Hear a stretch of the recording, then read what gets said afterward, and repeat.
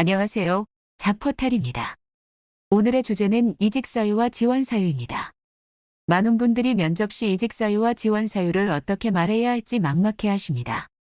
그래서 오늘은 효과적인 이직 사유와 지원 사유에 대해 말씀드리도록 하겠습니다.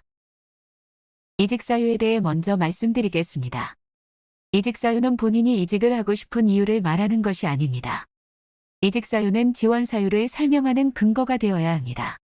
그리고 이직 사유와 지원 사유는 서로 반대가 되어야 합니다. 효과적인 이직 사유와 지원 사유를 예를 들어 보겠습니다. 이직 사유가 회사가 멀어서인 경우, 지원 사유는 회사가 가까워서라고 해야 합니다. 이직 사유가 회사 경영이 불안정해서인 경우, 지원 사유는 안정적인 회사에서 장기 근속을 하고 싶어서라고 해야 합니다. 이직 사유가 A라는 직무보다 B라는 직무를 하고 싶어서라면, 지원 사유는 B라는 업무에 집중하고 싶어서라고 해야 합니다. 이처럼 지원 사유를 말하는 데 있어서 이직 사유를 활용해야 하고, 이직 사유와 지원 사유는 서로 논리가 맞아야 하는 것입니다. 이제 지원 사유에 대해 말씀드리겠습니다. 지원 사유는 본인이 회사에 입사하고 싶은 이유를 설명하는 것이 아닙니다. 본인이 왜 근본 채용에 적합한 사람인지를 어필하는 것입니다. 만약 지원 사유를 아래와 같이 말한다면 어떨까요? 회사가 해당 분야 선두 기업이어서, 회사가 안정적이고 신뢰받는 기업이어서, 기술력이 뛰어나고 업계 평판도 좋은 기업이라서 등 이런 식으로 지원 사유를 말한다면 그 말을 들은 면접관은 이렇게 생각할 것입니다. 그건 우리 회사의 장점인데 우리 회사가 왜 당신을 채용해야 할까요? 라고 생각할 것입니다. 따라서 지원 사유는 본인이 입사하고 싶은 이유가 아닌 면접관의 입장에서 채용하고 싶은 마음이 들도록 답변해야 합니다. 총무팀 경력 채용건을 예로 들겠습니다.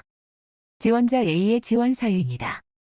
회사가 규모가 있고 안정적인 기업이라 지원하게 되었습니다. 지원자 B의 지원 사유입니다.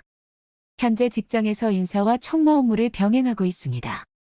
직원들의 업무 효율이 향상되도록 지원을 해주고 문제가 있을 때 해결해주는 것을 좋아합니다. 저는 직원들에게 최대한 친절하게 대하고 직원들이 저에게 부담을 갖지 않도록 노력하고 있습니다. 그래서 직원들이 업무 요청할 때 팀 내에서 저한테 가장 많은 연락이 오곤 합니다. 가끔은 업무가 몰리기도 하지만 지원 업무를 통해 직원들 업무 효율이 올라가고 더 나아가 회사에 기여할 수 있어 기쁘게 생각합니다. 저는 제가 총무 업무에 적합한 사람이고 총무 업무를 누구보다도 잘할 수 있다고 생각합니다. 그래서 이번 총무 채용권에 지원하게 되었습니다. 면접관이라면 지원자 A와 B 중 누구를 채용하고 싶을까요? A는 본인이 회사에 지원한 이유를 말했고, B는 본인이 근본 채용권에 왜 적합한 사람인지를 설명했습니다.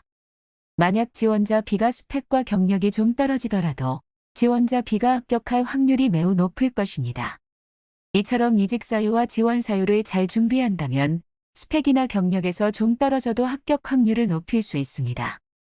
이직 사유와 지원 사유를 잘 준비하셔서 원하는 기업에 꼭 합격하시길 바랍니다.